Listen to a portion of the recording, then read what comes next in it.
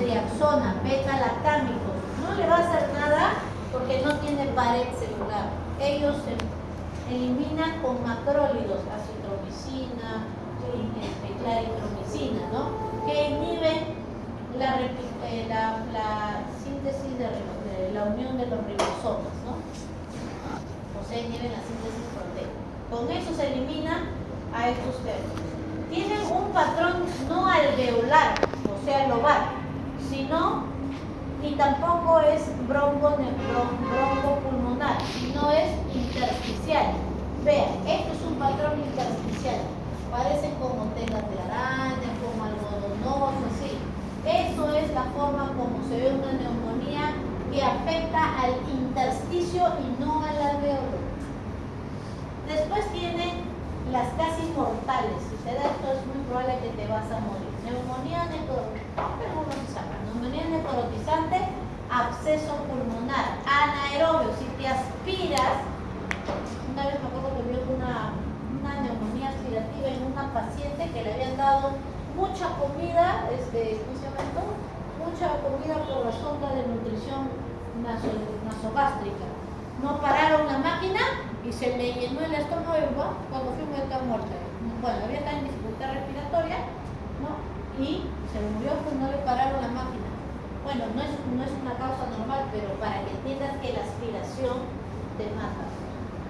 Esto se da en el contexto de pacientes que tienen dificultades para la deglución, en el contexto de enfermedades neurológicas. Si es que son anaerobios y se han aspirado, no puede hacer un buen reflejo nauseoso.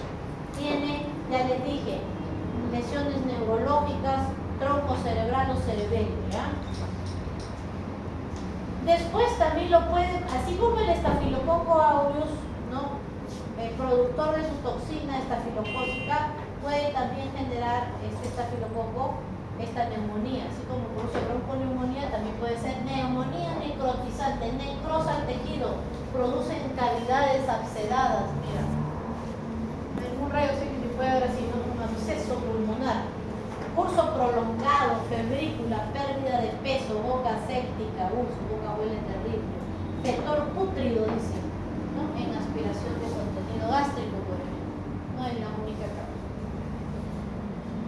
Esta exploración es para un paciente que tiene neumonía lobar, que es lo más frecuente que vamos a ver en nuestra práctica clínica. Inspección, por ejemplo, que tenga una neumonía lobar del tercio inferior izquierdo. Este pulmón, cuando el señor insufle, va a insuflar poco y mucho, y va a ser así. Entonces, eso se llama, a la inspección, disminuye la movilidad del hemitórax. Ya estoy sospechando que su neumonía está en el lado izquierdo, sin haberle pedido una placa. Cuando le voy a palpar, diga 33, superior acá izquierdo, superior derecho, medio izquierdo, medio derecho. Y cuando acá en el inferior izquierdo le digo, diga 33, siento más fuerte la vibración en la palma de mi mano. Entonces ya sospecho que es en el izquierdo y que probablemente está en el lóbulo inferior izquierdo. Sí, percusión. Normalmente los intestinos están llenos de aire, el pulmón está lleno de aire. Cuando percutimos, el sonido es timpánico. Y cuando hay neumonía lobar, está lleno de una secreción fibrino-purulenta. Por lo tanto, va a la percusión a sonar mate, como cuando percutimos el hígado, mate. Entonces, percuto superior izquierdo, timpánico, superior derecho, timpánico, superior medio izquierdo, timpánico, medio derecho, timpánico, inferior izquierdo, mate. Y acá timpánico. Ay, sigo sospechando que le ausculto y escucho crépito, como crujidos que se van a escuchar a la inspiración, los crujidos, ¿ya? Podemos escuchar un crépito, sí, pero esos son en bronconeumonía. Acá en las neumonías lobares son crépitos a la inspiración, ¿ya? ¿Puede haber un soplo tubárico? Sí, puede haber. Eso de donde hay esa zona de bronquio libre, como vimos hace un momento, suele haber ese soplo tubárico, ¿ya? Dijimos que había broncofonía, o sea, cuando yo pongo el estetoscopio y escucho que la voz suena más fuerte acá, que acá, que acá, que acá, que acá y que acá. O otro tipo de broncofonía es la voz de cabra. Diga 33. Ese es auscultar la voz y otra cosa es palpar la voz. Diga 33, 33, 33, 33, 33 y acá se cruza como voz de cabra. Así, como cabrita. Ya tú conoces, ¿has visto dibujitos o no? Ya está, insuficiencia respiratoria. Todas las tonterías que tengo que hacer con la frente. No me filmes, por favor. Fallo en el, ya, vamos a ver insuficiencia respiratoria.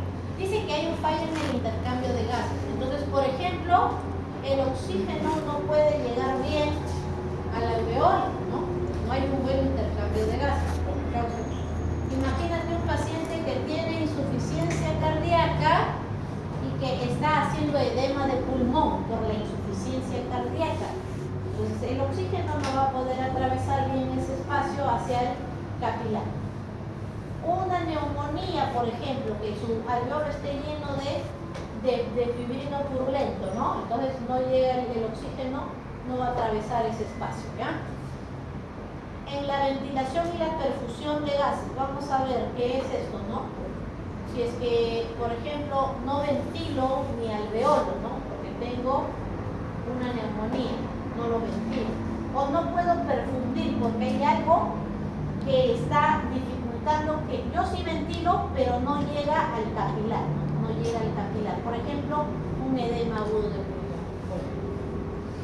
Dice, puede presentarse en personas previamente sanas. Por ejemplo, al abuelito el 1 de enero estaba bien y el 3 de febrero le dio la neumonía. Ya está, previamente sano.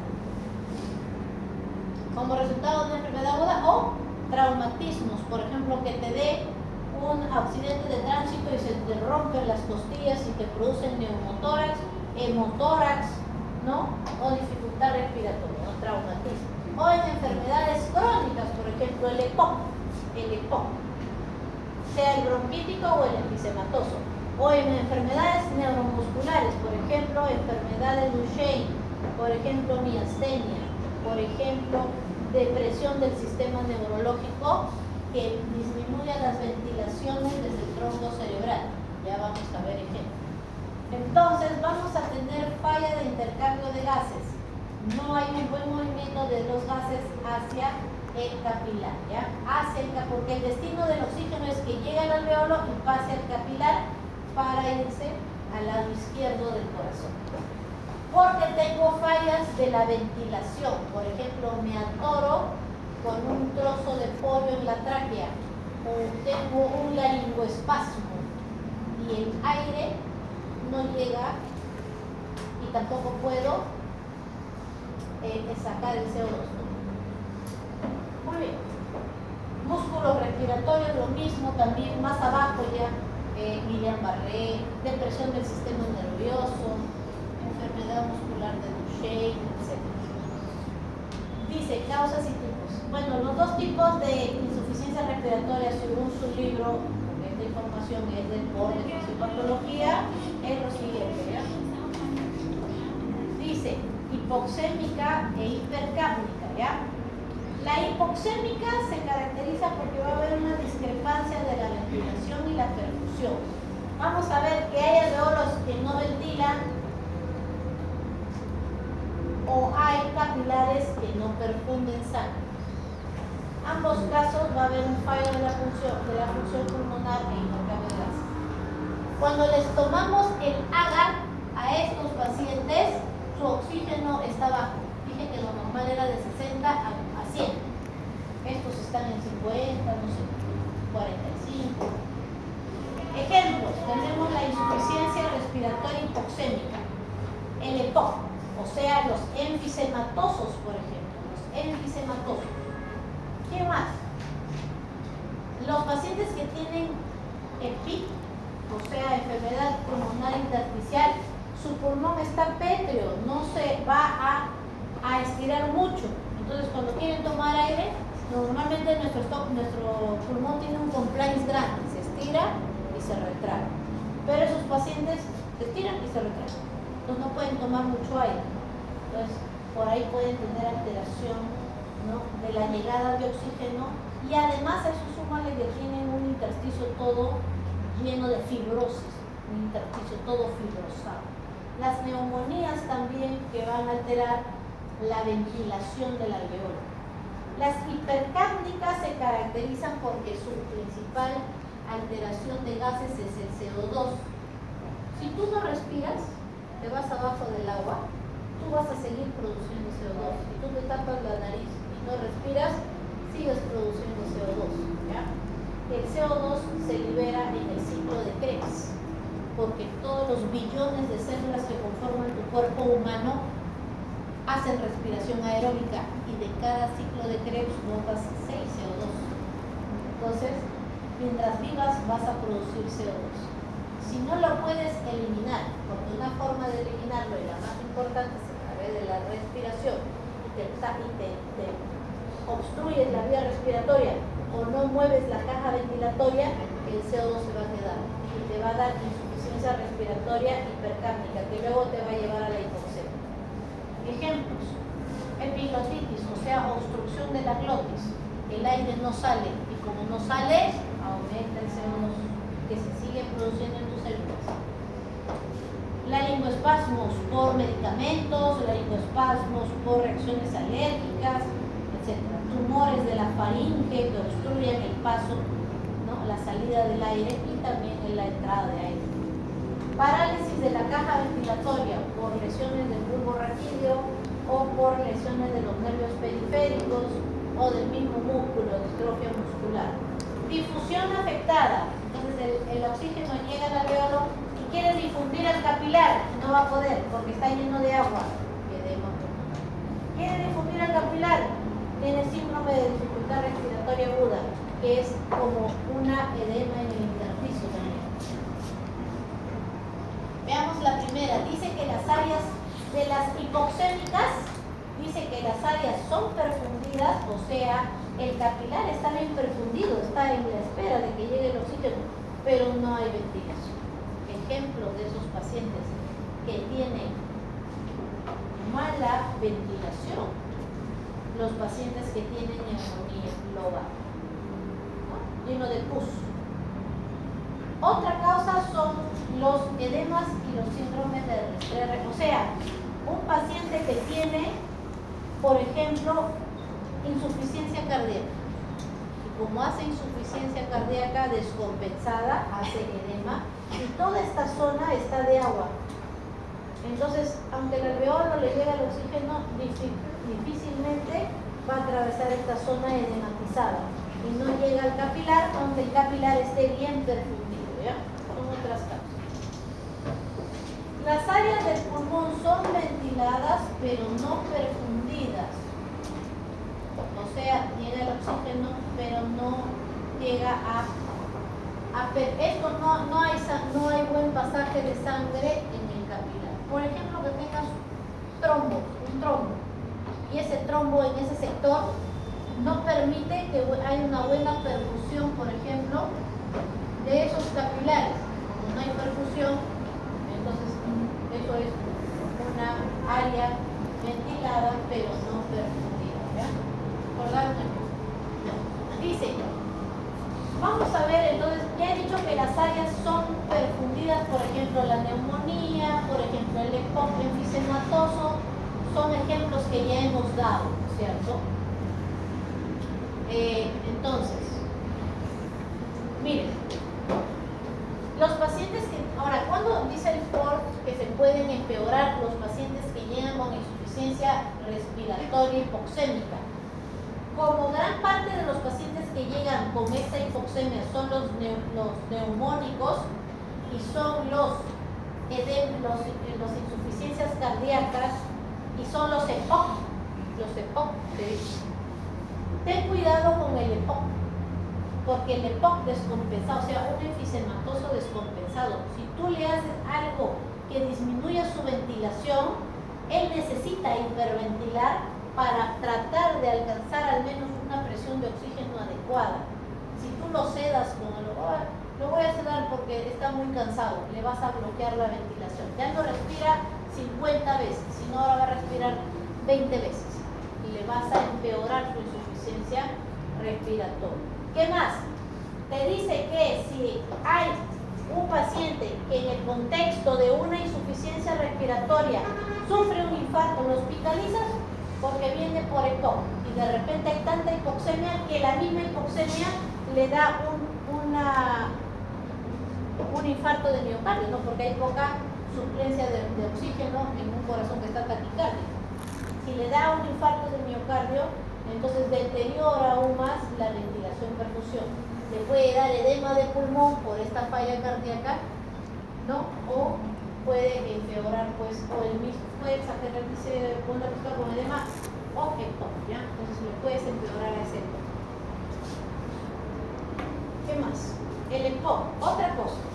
Dijimos que los pacientes con EPOC, al menos los bronquíticos crónicos ya sabemos que retienen mucho CO2 y que los enfisematosos suelen no retener CO2 o si lo hicieran es raro y en etapas muy avanzadas porque normalmente ellos hiperventilan. Pero si es que estos pacientes retienen CO2, hay una característica.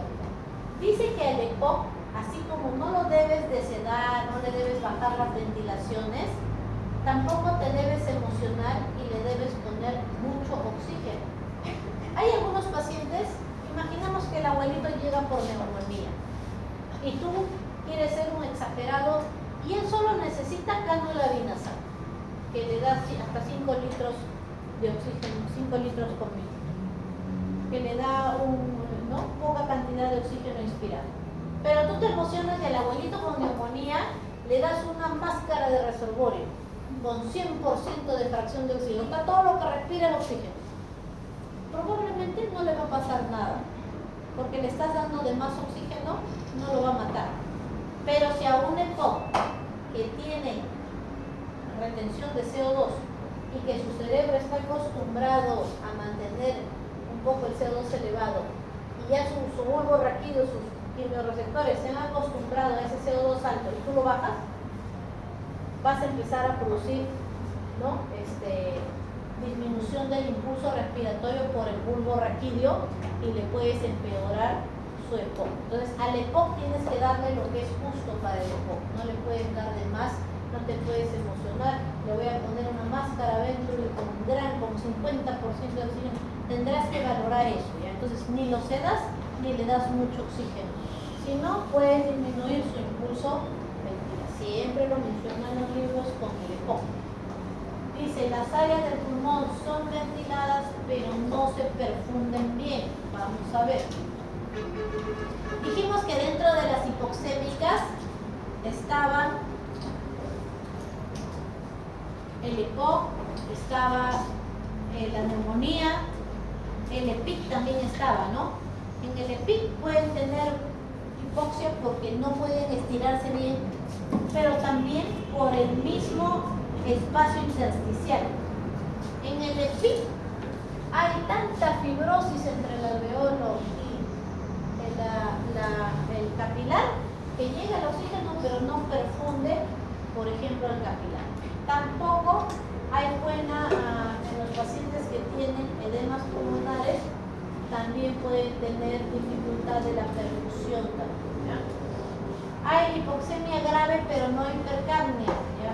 Hay hipoxemia grave, menos de 60, y pueden mejorar rápidamente con la administración de altas cantidades de oxígeno. Le puedes poner ahí mucho oxígeno.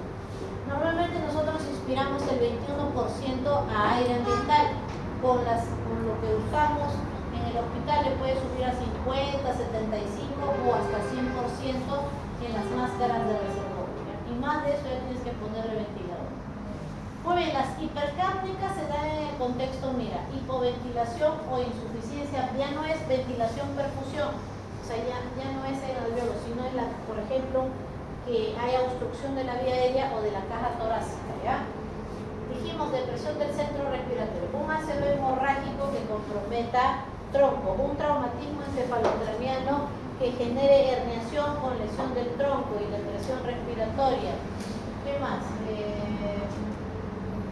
Enfermedades neurológicas de los músculos, de los nervios periféricos. Ahí tienes Guillain-Barré, por ejemplo, donde hay una desmielinización postinfecciosa, probablemente por Campylobacter jejuni, y una reacción cruzada de la bacteria hacia la mielina de los nervios periféricos.